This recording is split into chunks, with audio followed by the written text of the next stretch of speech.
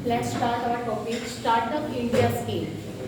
We have already discussed Startup India Scheme, 15th August 2015. Our Prime Minister Shri Narendra Modi ji ने एक नई scheme launch की थी, जिस स्कीम का नाम क्या था? Startup India scheme. Startup India scheme क्या है, कैसे इसमें रजिस्ट्रेशन होता है, गवर्नमेंट कैसे कैसे हमें सपोर्ट करती है, ये हम ऑलरेडी डिस्कस कर चुके हैं। आज का जो हमारा टॉपिक है कि फंडिंग स्कीम फॉर स्टार्टअप, कि स्टार्टअप के लिए फंड कहाँ से आता है, ठीक है, क्योंकि 10,000 crore rupees and 500 crore rupees की credit guarantee scheme startup India programme के लिए गवर्नमेंट प्रोवाइड करती है। यानी स्टार्टअप इंडिया प्रोग्राम के तहत जितने भी बिजनेस रजिस्टर्ड होते हैं उन सभी बिजनेस को हमारी गवर्नमेंट, ठीक है, एवरी ईयर 10,000 करोड़ की फंडिंग अवेलेबल करती है। वो फंडिंग कैसे कैसे देती है, अटेंशन ब्लैक बोर्ड पे होना चाहिए। वो फंडिंग कैसे कैसे देती है, उस फंड की पूरी डिटेल आज मैं आप लोगों से डिस्कस करती हूँ कि भाई गवर्नमेंट जो 10,000 रुपीज का फंड आप लोगों को अवेलेबल करा रही है, तो गवर्नमेंट किस किस तरीके से आपको सपोर्ट करती है। या जब भी आप स्टार्टअप को सेटअप करना चाह रहे हो, स्टार्टअप का मतलब वो आपका सेल्फ बिजनेस जिसमें आपने कुछ नया इनोवेट करा है, जिसमें आपने कुछ नया इनोवेट करके अपने बिजनेस को सेटअप किया है। आपके बिजनेस को सेटअप हुए 5 ईयर हो गए हो और आपका जो टर्नओवर है वो भी 25 करोड़ से क्या होना चाहिए, कम होना चाहिए। देन आप स्टार्टअप के अंडर में क्या कर सकते हो, रजिस्टर्ड करवा सकते हो। और आपकी कंपनी एक प्राइवेट कंपनी होनी चाहिए या फिर पार्टनरशिप या क्या होनी चाहिए, LLP होनी चाहिए, लिमिटेड लायबिलिटी पार्टनरशिप। देन आप स्टार्टअप स्कीम के अंदर में अपने बिजनेस को क्या कर सकते हो, रजिस्टर्ड। देन सबसे बड़ी प्रॉब्लम जो स्टार्टअप की आती है वो आती है फंडिंग कहाँ से ले, पैसा कहाँ से आए। तो स्टार्टअप का फंडिंग में सबसे फर्स्ट ऑप्शन आता है सेल्फ फंडिंग। सेल्फ फंडिंग का मतलब होता है आपका खुद का पैसा जो आपने सेव कर रखा है। क्योंकि जब भी आप कोई स्टार्टअप बिजनेस सेटअप करना चाह रहे हैं, फर्स्ट ऑफ ऑल आप अपनी खुद की सेविंग से उस बिजनेस को सेटअप करोगे। आपके पास जो अपना खुद का सेव है, ऐसा नहीं है कि बिजनेस सेटअप नहीं करा और उससे पहले लोगों से इधर उधर से आपने अरेंज कर लिया। नो, सबसे पहले आप अपनी सेल्फ फंडिंग इसमें आप इन्वेस्ट करोगे, जो आपकी सेविंग्स होती है। और वो सेविंग्स आपने इसीलिए इन्वेस्ट की है कि भाई आप वो सेविंग्स का यूज अपने बिजनेस को सेटअप करने में या अदर पर्पज के लिए, बिजनेस की कोई भी एसेट्स परचेज कर रहे हो या किसी भी चीज के लिए आप अपना सेल्फ फाइनेंस यूज करोगे। सबसे पहले अपना खुद का फाइनेंस आता है। सेकेंड आता है crowd funding as a funding scheme, कि भाई आप क्राउड फंडिंग से भी फंड रेज कर सकते हो स्टार्टअप के लिए। तो फर्स्ट ऑफ क्वेश्चन आता है, बच्चे पूछते हैं मैडम ये क्राउड फंडिंग क्या होता है और क्राउड फंडिंग के थ्रू हम कैसे फंड रेज कर सकते हैं स्टार्टअप के लिए। बेटा क्राउड फंडिंग एक प्लेटफॉर्म होता है, एक वेबसाइट्स होती है जहां पर आप जो बिजनेस सेटअप करना चाह रहे हो उस बिजनेस का आइडिया, फ्यूचर में आपकी क्या स्ट्रेटेजी रहेगी उस बिजनेस को ग्रोथ करने के लिए, क्या आप करना चाहते हो, क्या आपका आइडियाज है और कैसे आप अपने बिजनेस को ग्रोथ करवाना चाहोगे, कैसे फ्लोर पे लेके आना चाहोगे और आपको अपने बिजनेस को लेकर क्या क्या आपने पॉलिसी स्ट्रेटेजी बनाई है, वो सारी डिटेल डिस्क्रिप्शन आप क्राउड फंडिंग एक प्लेटफॉर्म होता है ऑनलाइन, वहां पर आप अपने बिजनेस की पूरी डिटेल इंफॉर्मेशन क्या करोगे, मेंशन करोगे कि मेरे बिजनेस का मेन मोटिव ये है, फ्यूचर में हम अपने बिजनेस को ऐसे ग्रो करना चाहते हो और आपके माइंड में जो भी कुछ आइडियाज है जो अपने बिजनेस के लिए आप यूज करना चाह रहे हो, वो सब आइडियाज उस क्राउड फंडिंग प्लेटफॉर्म पे आप क्या करोगे, डिस्प्ले कर दोगे। बहुत सारे फाइनेंसर्स होते हैं जो बिजनेस पर फाइनेंस इन्वेस्ट करना चाह रहे हैं। अब वो फाइनेंसर जब क्राउड फंडिंग प्लेटफॉर्म पर आपके बिजनेस की डिटेल डिस्क्रिप्शन देखते हैं, अगर वो आपके डिटेल डिस्क्रिप्शन और आपके आइडियाज से सेटिस्फाई हो जाते हैं तो वो आपके बिजनेस में फंड देने के लिए, फंड अवेलेबल कराने के लिए क्या हो जाते हैं, एग्री हो जाते हैं। वो खुद आपको कहते हैं कि हम आपको फाइनेंस अवेलेबल कराएंगे और आप अपने आइडियाज को यूज करके बिजनेस को क्या करो, सेटअप करो या अपने बिजनेस को ग्रो करो। लेकिन उनकी क्राउड फंडिंग के थ्रू जब आपको ऑनलाइन जो फाइनेंसर आपको मिलते हैं और वो आपको फंड अवेलेबल कराने के लिए एग्री हो जाते हैं, उनकी अपनी कुछ टर्म्स कंडीशन भी होती है कि जब आप बिजनेस आप सेटअप करोगे तो हम आपको इतना फंड देंगे और उस फंड के रिटर्न में आपको हमें इतना कुछ देना है। If you are agree with the terms and condition, then you raise the fund from the crowdfunding platform. अगर आप उनकी टर्म्स कंडीशन से एग्री हो जाते हो तो आप क्राउड फंडिंग प्लेटफॉर्म से क्या कर सकते हो, फंड रेज कर सकते हो। और किसी बच्चे को अगर इतना सा भी समझ नहीं आता है तो सिंपल सी बात है, क्राउड फंडिंग कुछ नहीं है, ऑनलाइन एक वेबसाइट होती है जहां पर आप अपने बिजनेस की डिटेल डिस्क्रिप्शन मेंशन करते हो कि मेरा बिजनेस का मतलब क्या मेरा बिजनेस है, क्यों सेटअप करना चाह रही हूँ, फ्यूचर में मेरी क्या स्ट्रेटेजी है, क्या पॉलिसी है, कैसे कैसे मैं ग्रोथ करूंगी, जो आपकी आइडियोलॉजी होती है पूरा का पूरा आप अपने बिजनेस के उस डिटेल डाल देते हो।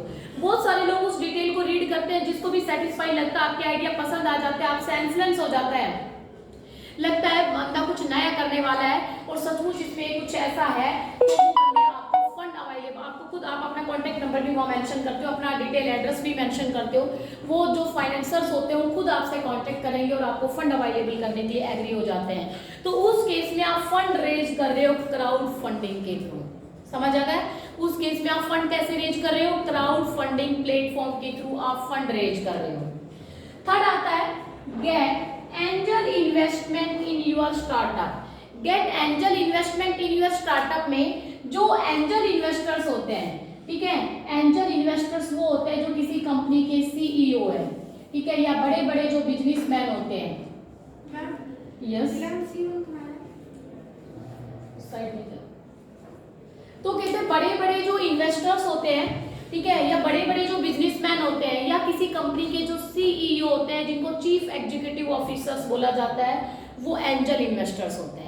एंजल इन्वेस्टर्स वो इन्वेस्टर्स होते हैं जो कंपनी के इनिशियल स्टेज में पैसा इन्वेस्ट करने के लिए एग्री हो जाते हैं। वो कंपनी में सिर्फ फंड ही इन्वेस्ट नहीं करते हैं, बल्कि फंड इन्वेस्ट के साथ साथ वो अपने इनोवेटिव आइडिया भी अवेलेबल कराते हैं आपको कि भाई आप अपने इस तरीके से बिजनेस सेटअप करोगे तो आपको फ्यूचर में ज्यादा ग्रोथ होगी, ठीक है, आपको इस तरीके से ज्यादा बेनिफिट है। तो फंड अवेलेबल करने के साथ साथ ये आपने इनोवेटिव सजेशंस भी हमें अवेलेबल कराते हैं, ठीक है, उनको हम एंजल इन्वेस्टर्स कहा जाता है। जो एंजल इन्वेस्टर से हमें जो फंड मिलता है उस फंड को एंजल इन्वेस्टमेंट इन स्टार्टअप बोला जाता है। फिर उसके बाद आता है एंजल इन्वेस्टर्स रिस्की पर्सन होते हैं, क्योंकि जब हमारी कंपनी इनिशियल स्टेज में होती है तो इनिशियल स्टेज में आपको पता पैसे की जरूरत ज्यादा होती है और प्रॉफिट क्या हो रहा होता है, कम, क्योंकि स्टार्टिंग में जब बिजनेस को आप सेटअप करते हो तो उस केस में पैसे यानी फंड की जरूरत ज्यादा है, इन्वेस्टमेंट ज्यादा हो रही है, लेकिन अभी बिजनेस ग्रोथ पे नहीं पहुंचा है तो वहां पर रिटर्न हमें क्या मिल रही है, कम मिल रही है, कम प्रॉफिट हो रहा है। उस केस में जो इन्वेस्टर हमारे बिजनेस में इन्वेस्ट करने के लिए एग्री हो जाता है, बेटा उन सभी इन्वेस्टर्स को एंजल इन्वेस्टर बोला जाता है। उन सभी इन्वेस्टर्स को क्या बोला जाता है, एंजल इन्वेस्टर। ये एंजल इन्वेस्टर किसी भी कंपनी का सीईओ हो सकता है, डायरेक्टर भी हो सकता है, जनरल मैनेजर भी हो सकता है, बड़े बड़े बिजनेसमैन भी हो सकते हैं, जो आपके स्टार्टअप में पैसा इन्वेस्ट करने के लिए, फंड इन्वेस्ट करने के लिए एग्री हो जाते हैं, ठीक है। और ये फंड इन्वेस्टमेंट के साथ साथ इनोवेटिव सजेशंस भी आप लोगों को अवेलेबल कराते हैं आपके स्टार्टअप के लिए। ऐसे इन्वेस्टर्स को एंजल इन्वेस्टर्स कहा जाता है। तो ये बहुत ज्यादा रिस्क बियर करने वाले पर्संस हैं। उसके बाद आता है फोर्थ में get venture capital for your business, यानी आपके स्टार्टअप के लिए वेंचर जो बिजनेसमैन होते हैं वो आपके बिजनेस को, आपके स्टार्टअप को फंड अवेलेबल कराते हैं। जो वेंचर इन्वेस्टर्स होते हैं, जो वेंचर इन्वेस्टर्स होते हैं ये प्रोफेशनल इन्वेस्टर्स होते हैं।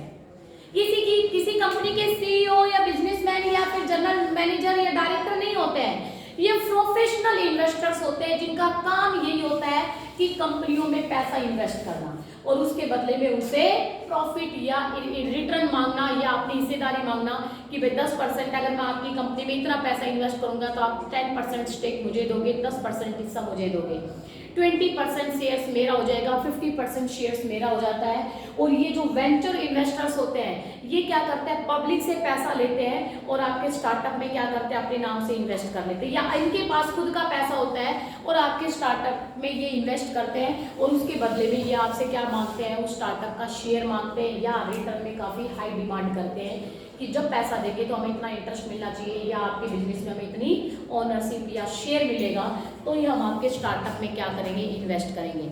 ये प्रोफेशनल पर्सन होते हैं जिनका मेन मोटिव क्या होता है, प्रॉफिट अर्न करना। एक बार सारे बच्चे प्लीज इस टॉपिक को देखना।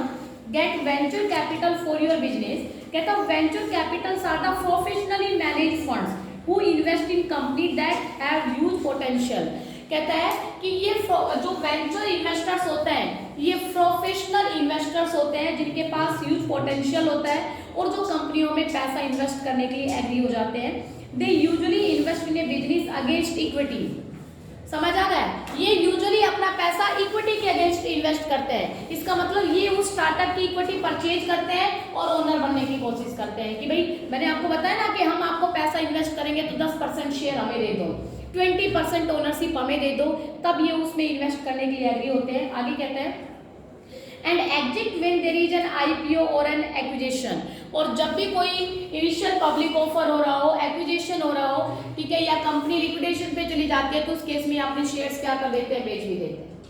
कहने का मतलब वेंचर जो इन्वेस्टर्स होते हैं वो प्रोफेशनल पर्संस होते हैं जो कंपनी में फंड इन्वेस्ट करते हैं, लेकिन फंड के बदले में वो कंपनी का ओनरशिप ले लेते हैं, ठीक है, या कंपनी के शेयर्स के बदले में वो फंड इन्वेस्ट करते हैं। और जब शेयर्स की वैल्यू ज्यादा बढ़ जाती है उस केस में ये अपने शेयर्स को क्या कर देते हैं, सोल्ड भी कर देते हैं मार्केट में। ऐसे इन्वेस्टर्स को वेंचर इन्वेस्टर्स कहा जाता है, जिनका मेन मोटिव होता है प्रॉफिट एंड प्रॉफिट अर्न करना, सिर्फ प्रॉफिट कमाना। किसी भी तरीके से जो एक्स्ट्रा पैसा है कंपनी में इन्वेस्ट करो, और अगर कंपनी के ओनरशिप लो, अगर शेयर्स की प्राइस बढ़ जाती है तो अपने शेयर्स को बेच दो, लास्ट स्केल पर क्या अर्न करो, प्रॉफिट अर्न करो। यहाँ से भी आप फंड रेज कर सकते हो आप अपने स्टार्टअप के लिए। Raise money through bank loan, भाई आप बैंक से भी लोन ले सकते हो। दुनिया भर के कमर्शियल बैंक है, ठीक है, डेवलपमेंटल बैंक है, बहुत सारे स्पेशलाइज्ड बैंक है जो आपको long term, mid term, short term सभी टाइप का लोन आपके रिक्वायरमेंट के अकॉर्डिंग सिक्योरिटी के बदले में आपको अवेलेबल करा सकते हैं, ठीक है। तो बैंक लोन तो आप सबको ही पता है कि बैंक लोन एक ऐसा फंडिंग ऑप्शन है जो सभी इन्वेस्टर्स के लिए, सभी बिजनेसमैन के लिए अवेलेबल है। आप अपनी रिक्वायरमेंट के according short term, mid term, long term किसी भी टाइप का लोन आप ले सकते हो, और इसके लिए आपको बैंक को क्या देनी होती है, सिक्योरिटी देनी होती है। उसके बाद आता है gate business loan from NBFC. कहता बिजनेस लोन आप एनबीएफसी के लिए भी ले सकते हो। एनबीएफसी की फुल फॉर्म क्या होती है, नॉन बैंकिंग फाइनेंस कंपनी।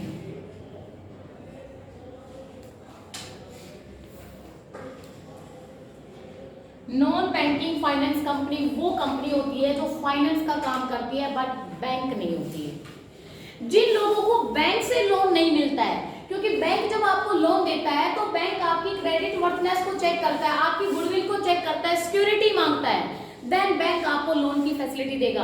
अगर आपके पास लोन आपको लिमिटेड अमाउंट में चाहिए और सिक्योरिटी देने के लिए आपके पास कुछ भी नहीं है और बैंक की नजरों में आपकी गुडविल भी बेटर नहीं है, तो उस केस में बैंक आपको लोन देने के लिए डिनाई कर देता है। बेटा अगर आपकी अच्छी गुडविल नहीं है और बैंक को सिक्योरिटी देने के लिए आपके पास कुछ भी नहीं है, तो उस केस में बैंक आपको लोन अवेलेबल नहीं करेगा। जब बैंक ने आपको डिनाई कर दिया लोन अवेलेबल करने के लिए, तो फिर आप कहां से फंड रेज करोगे? उस केस में आपके पास एनबीएफसी का ऑप्शन बचता है। एनबीएफसी जो होती है वो नॉन बैंकिंग फाइनेंस कंपनी होती है जो ऐसे लोगों को फाइनेंस की फैसिलिटी अवेलेबल करती है जिनको बैंक से लोन अवेलेबल नहीं हो पाता इजीली से। क्योंकि अगर मान लो मेरे इनकम का कोई सोर्स नहीं है, ठीक है, तो बैंक मुझे लोन अवेलेबल नहीं करता, मेरे पास प्रॉपर्टी भी नहीं है सिक्योरिटी रखने के लिए बैंक के पास, तो उस केस में बैंक मुझे डिनाई कर देगा लोन अवेलेबल करने में। देन मेरे पास एक सोर्स बचेगा क्या, एनबीएफसी। मैं नॉन बैंकिंग फाइनेंस कंपनी के पास जाती हूँ और वो नॉन बैंकिंग जो फाइनेंस कंपनी है वो without any security, without any credit वर्थनेस, वो मेरी रिक्वायरमेंट के अकॉर्डिंग मुझे फाइनेंस की फैसिलिटी अवेलेबल कर सकती है। तो मैं एनबीएफसी से भी फंड रेज कर सकती हूँ। उसके बाद गवर्नमेंट का करने से पहले इंक्यूबेटर्स और एसेसलेटर्स होते हैं, इनसे भी हम फंड रेज कर सकते हैं। इंक्यूबेटर अगर आप हेडिंग बनाओ तो इसको 7 हेडिंग बना सकते हो, इसको 8 हेडिंग बना सकते हो। आप इंक्यूबेटर्स और एसेसलेटर्स से भी फंड रेज कर सकते हो। फिर क्वेश्चन आता है इंक्यूबेटर्स कौन होते हैं और एसेसलेटर्स कौन होते हैं? ये दोनों के दोनों ही फाइनेंसर्स होते हैं जो हमारे स्टार्टअप के लिए फंड अवेलेबल हमें कराते हैं। जो इंक्यूबेटर्स होते हैं, जब हम एक कंपनी को स्टार्टिंग में सेटअप करते हैं तो हमें फाइनेंस की, टेक्निक की, ठीक है, असर्ट्स की, लैंड की, बिल्डिंग की, बहुत सारी चीजों की जरूरत होती है।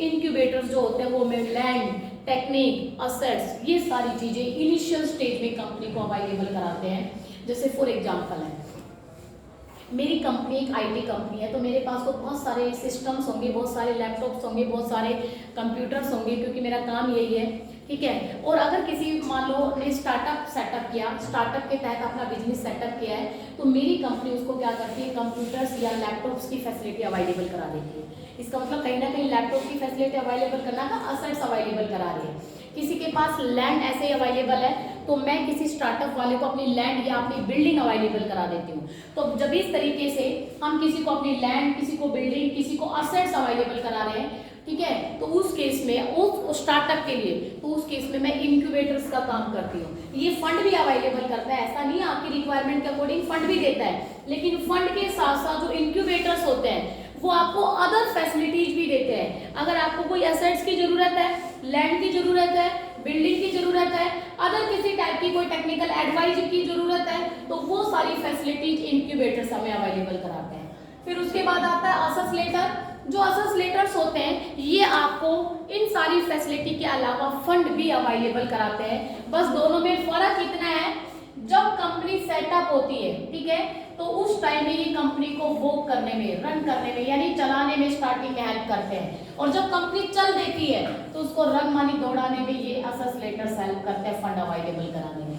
यानी जो इंक्यूबेटर्स है ये वर्क का काम कर रहे हैं, जबकि जो असेसलेटर्स होते हैं ये रन का काम करते हैं। क्योंकि जब एक कंपनी को नई नई हम सेटअप करते हैं तो आप लोगों को बहुत सारी चीजों की जरूरत पड़ेगी, फंड, असेट्स, लैंड, बिल्डिंग, बहुत सारी चीजों की जरूरत पड़ती है, नहीं पड़ती, तो इंक्यूबेटर्स आपको ये सारी फैसिलिटी अवेलेबल कराते हैं ताकि वो कंपनी वर्क कर सके, चल सके। समझ आ गया? तो उन सब लोगों को इंक्यूबेटर्स कहा जाता है, उन सब कंपनियों को इंक्यूबेटर्स कहा जाता है जो हमारे स्टार्टअप के लिए रिटर्न में मिलता है। वो अपनी हिस्सेदारी फिक्स कर लेते हैं कि भाई अगर हम आप लोगों को जैसे सिस्टम्स अवेलेबल करा रहे हैं या ये अवेलेबल करा रहे हैं, तो आप मुझे रिटर्न में मान लो इतने % का प्रॉफिट या कुछ भी रिटर्न उनका फिक्स होता है, ठीक है, क्योंकि जब भी किसी बिजनेस में मैं कुछ इन्वेस्ट करूंगी तो मेरी हिस्सेदारी होती है। भाई एक बात बताओ, ये जितने भी फाइनेंसर है जो आपके स्टार्टअप के लिए फंड अवेलेबल करा रहे हैं, फ्री में कोई भी अवेलेबल नहीं कराता, फ्री में कोई भी अवेलेबल नहीं कराता है। वो सब अपना शेयर्स मांगते हैं, प्रॉफिट में हिस्सा मांगते हैं। ऐसे ही इंक्यूबेटर्स में क्या होता है, जैसे आपके पास लैंड है, मैं आपको एक एग्जांपल देती हूँ। बच्चा कह रहा है इनको रिटर्न में क्या मिलेगा, मेरे पास लैंड है, मेरी लैंड ऐसे ही है, या बिल्डिंग्स बना रखी है मैंने, तो मैं क्या कर रही हूँ, या फ्लैट्स बना रखे हैं, भाई ऐसे रेंट पे दूंगी, या फिर मैं किसी कंपनी को क्या दे देती हूँ, अवेलेबल करा देती हूँ, भाई आप अपना बिजनेस सेटअप, और आप क्या तो सोच रहे हो कि कंपनी फ्री में ले रही है, कंपनी भी मुझे क्या देगी, रेंट, बल्कि एक इंडिविजुअल पर्सन के कंपेरिजन में कंपनी अच्छा रेंट देती है। समझ आ रहा है? तो उस केस में अगर मान लो मेरी कंपनी है, मेरे पास तो बहुत सारे सिस्टम्स है, मैं उसको सिस्टम्स अवेलेबल करा रही हूँ, कंपनी को फायदा एक सारे सिस्टम अच्छी क्वालिटी के मिल रहे हैं, क्योंकि वो कंपनी का काम ही आईटी का है, तो डेफिनेटली अच्छी क्वालिटी के सिस्टम्स देगी, ठीक है। और दूसरा मुझे क्या हो जाता है कि मैं उन सिस्टम्स के बदले में, क्योंकि मेरे पास तो वो ज़्यादा एक्सेस में थे और मैंने उनको अवेलेबल करा दिया, रिटर्न में मैं आपका कुछ ना कुछ, भाई मैं इतने % आप मेरे को प्रॉफिट दोगे या इतना % शेयर दोगे, तो कुछ ना कुछ हम रिटर्न में उसको जरूर देते हैं। ऐसा नहीं फ्री में कोई अवेलेबल कुछ भी फैसिलिटी हमें नहीं मिलती है। तो जो कंपनी को वो करते समय फाइनेंस के साथ साथ अदर फैसिलिटी भी देते हैं, तो वो इंक्यूबेटर्स होते हैं, असेसलेटर भी सेम ही होते हैं, लेकिन ये कंपनी सेटअप होने के बाद जब कंपनी अच्छे से वर्क करने लग जाती है और कंपनी ग्रोथ करना चाहेगी, तो कंपनी को रन करने के लिए ये आपने वही फंड की आपको फैसिलिटी अवेलेबल कराते हैं। दोनों का काम सेम ही है, ये इनिशियल स्टेज में देता है स्टार्टिंग में, और ये बाद में, बस इतना फर्क है। उसके बाद आता है government program that offer startup capital. भाई गवर्नमेंट क्या हमें सपोर्ट करती है स्टार्टअप को रन करने के लिए, गवर्नमेंट हमें कितना फंडिंग देती है स्टार्टअप को रन करने के लिए। आप लोगों को ऑलरेडी मैंने स्टार्टिंग में ही बता दिया था कि गवर्नमेंट को पूरे साल में यानी 10,000 करोड़ रुपए हमें स्टार्टअप के लिए अवेलेबल कराती है, और 500 करोड़ रुपए की वो क्रेडिट गारंटी स्कीम के तहत वो हमें क्या देती है, फाइनेंस देती है। लेकिन गवर्नमेंट कौन कौन सी स्कीम्स दे रखी है जिसके थ्रू हमें 10,000 करोड़ का फाइनेंस दे रही है? एक तो सेंट्रल लेवल की गवर्नमेंट स्कीम है और एक आपकी स्टेट लेवल की गवर्नमेंट स्कीम है। सेंट्रल लेवल की स्कीम वो स्कीम होती है जो सेंट्रल लेवल पे काम करती है, और स्टेट लेवल की गवर्नमेंट स्कीम वो स्कीम होती है जो स्टेट लेवल पे काम करती है। और बेटा इन सभी स्कीम का मेन मोटिव है स्टार्टअप को क्या देना, फंड देना। समझ आ गया? आप लोगों को इनके सिर्फ नाम याद करने हैं, बाकी कुछ याद करने की जरूरत नहीं है। जैसे bank of ideas and innovation program, वो प्रोग्राम होता है जब कोई स्टार्टअप कोई नया इनोवेशन करता है, कोई नई डिस्कवरी करता है, उसके लिए उसको फंड की जरूरत होती है, तो उस केस में ये उसको फंड अवेलेबल कराता है इनोवेशन में। उसके बाद आता है प्रधानमंत्री micro unit development and refined limited, ठीक है, ये क्या करता है, प्रधानमंत्री कोष में से अगर हम कोई डेवलपमेंट करते हैं, माइक्रो यूनिट सेटअप करते हैं, माइक्रो यूनिट का मतलब मीडियम साइज का कोई भी बिजनेस जो स्मॉल से भी छोटा होता है, ठीक है, उस केस में ये क्या देता है, हमें फंडिंग की देता है। सिडबी की फुल फॉर्म होती है small industrial development bank of India. SIDBI की फुल फॉर्म क्या होती है, small industrial development bank of India. Small industrial development bank of India भी हमारी गवर्नमेंट ने सेटअप किया। इसका मेन मोटिव है स्मॉल स्टार्टअप को सपोर्ट करना, स्मॉल बिजनेस को फाइनेंशियली हेल्प प्रोवाइड करना। स्टेट लेवल पे कौन कौन सी स्कीम है, Kerala state self entrepreneur development, ठीक है, मिशन। ये केरला स्टेट में जितने भी एंटरप्रेन्योर जिन्होंने अपना सेल्फ बिजनेस सेटअप किया उन सबको फाइनेंशियल हेल्प करती है, सिर्फ केरला स्टेट को, बाकी कहीं किसी को नहीं करेगी। Maharashtra central for entrepreneurship development, ये महाराष्ट्र स्टेट के जो एंटरप्रेन्योर्स हैं उनको फाइनेंशियल और टेक्निकल हेल्प देती है। और राजस्थान स्टार्टअप फेस्ट, ये राजस्थान स्टेट में जितने भी एंटरप्रेन्योर्स हैं जिन्होंने अपना सेल्फ एंटरप्राइज सेटअप किया गया है उन सबको क्या देती है, फाइनेंशियली और टेक्निकल हेल्प प्रोवाइड करती है। आप ये मत सोचना कि यही सेंटर और स्टेट लेवल की स्कीम है, और भी बहुत सारी अदर स्टेट में भी ऐसी स्कीमें निकाल रखी है जो अपने स्टेट के अंडर में आने वाले जो सेल्फ एंटरप्रेन्योर्स हैं उनको कहीं ना कहीं ये फंड अवेलेबल कराने का काम करती है, ठीक है। तो ये थी आपकी फंडिंग स्कीम स्टार्टअप के। अगर आप एक नया स्टार्टअप सेटअप करना चाह रहे हो और स्टार्टअप के अंडर में आपका रजिस्ट्रेशन भी हो जाता है तो आपने स्टार्टअप की ग्रोथ के लिए आपके पास फंड कहाँ से आएगा या फंड रेज करने के कौन कौन से ऑप्शन है। वैसे तो स्टेजेज होती है, फर्स्ट स्टेज में आप अपना खुद का पैसा लगाओगे फर्स्ट स्टेज में, सेकंड स्टेज में आप रिलेटिव बैंक लोन जहां से भी मिला, रिलेटिव से मिलता, फ्रेंड से मिलता, वहां से लोगे। तीसरी स्टेज आती है आपकी बैंक लोन आती है, ये एनबीएफसी आ गई। और चौथी जो स्टेज आते हैं crowd funding, angel investors, venture capital और ये इंक्यूबेटर्स और एसेसलेटर, ये चौथी स्टेज है। समझ आ गया। जैसे इसमें क्या होता है बच्चे, स्टेज होती है, जब भी हम स्टार्टअप का बिजनेस सेटअप करते हैं हमारे पास फंड कहाँ से आता है भाई, फर्स्ट जो स्टेज है, फर्स्ट स्टेज में तो हमारा अपना सेल्फ फंड होता है, ठीक है। सेकेंड स्टेज में हम अपने रिलेटिव्स, अपने फ्रेंड्स वगैरह से फंड हायर करते हैं। थर्ड में आप बैंक से करते हो या फिर एनबीएफसी से हायर करते हो, थर्ड में हो गया। फोर्थ वाली जो स्टेज है उसमें आपके पास अगर आप क्राउड फंडिंग से भी फंड ले सकते हो। क्राउड फंडिंग का मतलब ऑनलाइन एक क्राउड फंडिंग का प्लेटफॉर्म होता है जहां पर आप अपने आइडियाज, अपने बिजनेस की पूरी डिटेल मेंशन करोगे। जो भी फाइनेंसर्स होते हैं वो आपकी डिटेल को रीड करेंगे, किसी को आपका आइडिया पसंद आ जाता है डेफिनेटली वो आपके बिजनेस में इन्वेस्ट करने के लिए क्या हो जाता है, एग्री हो जाता है, ठीक है। तो जब इन्वेस्ट करेगा तो रिटर्न में आपको अपनी आपकी टर्म्स कंडीशन, आपका कॉन्ट्रैक्ट डील होगा कि भाई आप कितना क्या मुझे दोगे, उस हिसाब से वो इन्वेस्ट करेगा, आप भी एग्री हो जाओगे, ठीक है। फिर एंजल इन्वेस्टर्स होते हैं जो कंपनियों के सीईओ, डायरेक्टर, जनरल इन्वेस्टर्स होते हैं जो आपकी कंपनी में इन्वेस्ट करते हैं, ठीक है, लेकिन वो इन्वेस्टमेंट के साथ साथ वो आपको एडवाइजरी सर्विस भी देते हैं ताकि आपका बिजनेस ज्यादा ग्रोथ करो। वेंचर इन्वेस्टर्स वो इन्वेस्टर्स होते हैं, ठीक है, जो कंपनी जब ग्रोथ करने लग जाती है तो ये पैसा इन्वेस्ट करते हैं, और ये प्रोफेशनल पर्संस होते हैं जो इक्विटी शेयर के बदले में आपके कंपनी में या आपके स्टार्टअप में फंड इन्वेस्ट करेंगे, और जब शेयर की प्राइस बढ़ जाती है तो ये अपने शेयर्स क्या कर देते हैं, सेल भी कर सकते हैं। इंक्यूबेटर्स वो इन्वेस्टर्स होते हैं जो आपकी कंपनी में फंडिंग के साथ साथ लैंड, बिल्डिंग, अदर असेट्स भी अवेलेबल कराते हैं। समझ आ गया। लेकिन ये कंपनी के वर्क के टाइम में, जब कंपनी इनिशियल स्टेज होती है उस टाइम ही आपको फंडिंग प्लस असेट्स अवेलेबल कराते हैं। लेकिन जब इंक्यूबेटर्स अवेलेबल कराने के बाद जब कंपनी ग्रोथ करने लग जाती है तो असेसलेटर से भी आप फंड या अदर टाइप की टेक्निकल हेल्प ले सकते हो। तो ये था स्टार्टअप स्कीम के अंडर में आपको फंडिंग कैसे कैसे रिसीव होती है उसकी पूरी डिटेल थी।